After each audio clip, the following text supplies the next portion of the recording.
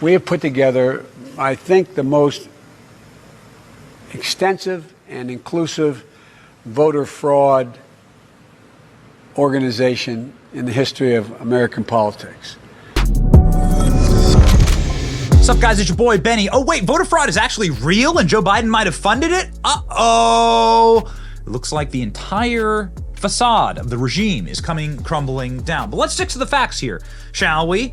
The cases of election fraud are voluminous and numerous. Here, just in the state of Michigan, and this is the Heritage Foundation election fraud cases, with links directly out to all of the details of the cases, right? Sources and everything, you can find it here. Here's a case in Michigan from 2023, this year, a criminal conviction of altering the count to vote. Kathy Funk, a Democrat Flint Township clerk, supervisor, was charged in the state with one count of ballot tampering and one count of misconduct, both felonies, in the August 2020 primary, in which she fiddled with the vote numbers. Okay, she pleaded no contest. She's guilty. And on and on and on and on. You can find it here. This is just the state of Michigan. You can go find any state here, ladies and gentlemen, inside of the Heritage portal to see voter fraud in any state in the union. A sampling of recent election fraud cases from across the United States. And they go in to say this isn't a completely thorough list, but you have 1,400 proven instances of voter fraud, 1,200 criminal convictions, civil penalties, official findings, judicial findings, and diversion programs. You can search the database here, and you can also see and choose states where voter fraud has occurred, and it's occurred in all 50 states. So saying voter fraud isn't real is, of course, insane. And so it'd be wrong to discredit the bombshell story that broke yesterday about Michigan State Police finding a massive voter fraud ballot manufacturing operation inside of the state that was funded by Joe Biden. Let's check in on the facts here, ladies and gentlemen. An organization operating in multiple swing states was implicated in submitting fraudulent voter registrations during October 2020. Following a raid, Michigan authorities discovered caches of prepaid gift cards, firearms, equipped with silencers, and disposable burner phones. Throughout the 2020 election period, this organization got $4 million from Biden for President, DNC Services, Democratic Party of Iowa, Democratic Senatorial Campaign. This is an organization that allegedly, according to the police reports, which you can read right here, and we encourage you to read them, actually. It would really help if everyone read these. These police reports right here show that nearly 12,000 illegal ballots were deposited into a voter registration application. A lot of these various applications weren't actually real addresses or real people. Signatures didn't match the files on Michigan Secretary of State, and a lot of the they all had like the same handwriting. And so this is the question of the hour. And I'm seeing this story now all across the country. This is now finally starting to break through. What the hell was going on in the early hours of election night? What the hell was going on with these massive vans and these massive cartons, which those exactly look like. I can't confirm it, but those look like exactly the kind of cartons that have ballots and votes in them. Who was allowing this van to come in where there were no monitors in Detroit and wheel in these pallets? Those are questions. This from the Gateway Pundit. We have the proof. 2020 voter fraud in Michigan, including an estimate of 800,000 ballot applications sent to non-qualified voters. Now, this is from the Secretary of State. Okay, you can go through the article, and we've done an in-depth read on this article, and you can see that law enforcement from the Secretary of State's office analyzed this and said, whoa, this is a massive pay-for-play in order to get illegal ballots. They have the evidence. It is all put down here. You can also, of course, and we'll be happy to show you, you can also go ahead and look through the Michigan Department of State Police reports for yourself. You can see the camera footage that they are talking about. I mean, I don't know how much more evidence you need here. You can go ahead and watch for yourself. 13 straight minutes of never before seen footage of ballot trafficking in Detroit, Michigan. Go ahead and watch. You can see ballots upon ballots upon ballots upon ballots upon ballots being put into the ballot drop box. These ballot drop boxes, of course, were not something that was normal. This was not something that was supposed to happen.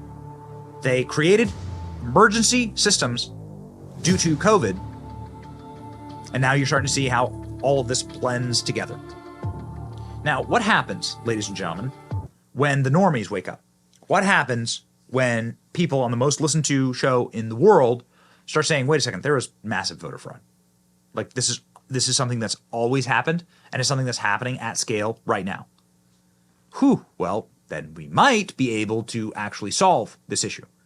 I don't care. I'm a Republican. I can deal with losing. Republican Party's been losing my entire life. Okay? What I can't deal with is fraud. I can take the L when you're actually soundly defeated. I cannot take the mystery of these moments. And these are just questions that we have to ask. I mean, who followed up on this police report? People want to know the answers. Joe Rogan is asking the right questions here. Get us the answers. Watch. How much election fraud do you think is real? Here we go, Joe. You want to go to election fraud? Yeah, because I don't think it's zero.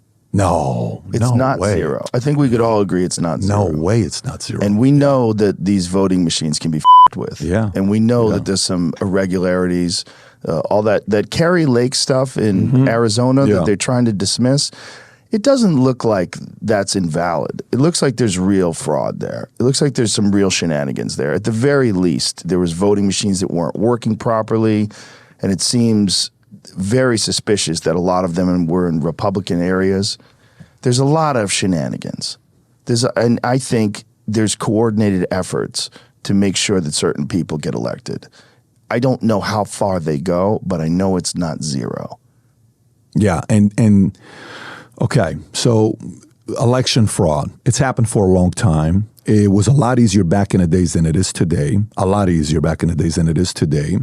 You can always go back to the Dewey thing, you know, Chicago, John F. Kennedy, they thought they needed it, so they got 7,000 dead people to vote. All this, and then later on, they're like, we never needed it in the first place. Dangly Chad. That's right. Yeah. That's right. All of that. So, but then today, so this is where my skepticism comes in. This is where I get paranoid. As a Middle Eastern, we're naturally paranoid by nature. We don't trust a lot of things, but this is the skepticism.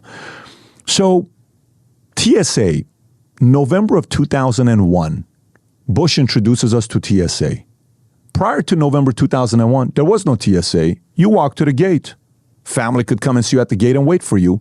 No, moving forward is TSA. Today, if you go through TSA, all you do is give the ID, boom, boom. You don't even show the ticket, go in, right? Okay. So why is it racist to do that when you're voting? Right. See, that a logical person, I can see a Democrat defending that, knowing it's an edge for the other side strategically. I get it, if you understand what I'm saying. I can see you saying that, no, I don't think that's fair for us to do. Hey, guys, let's pull the racist card. This is going to be big for these guys. Totally get it. But to the independent or the reasonable Democrat that's sitting there saying, some of the stuff you guys are doing, I'm not part of this camp. I'm a JFK Democrat, let's just say, right? Right. Those guys are sitting there saying, I'm sorry, what? You just took my ID at TSA. I'm going on a flight to New York. You don't want to take my ID for voting? You don't want to do that? Right. You can check my eyes when I'm going to work to sign in to work, and you go in there and go like this. Okay, great. He signed in at 8:58. Great. You don't want to do that for voting? You can't do some of that stuff? Well, it's also at the same time they were doing with COVID vaccines.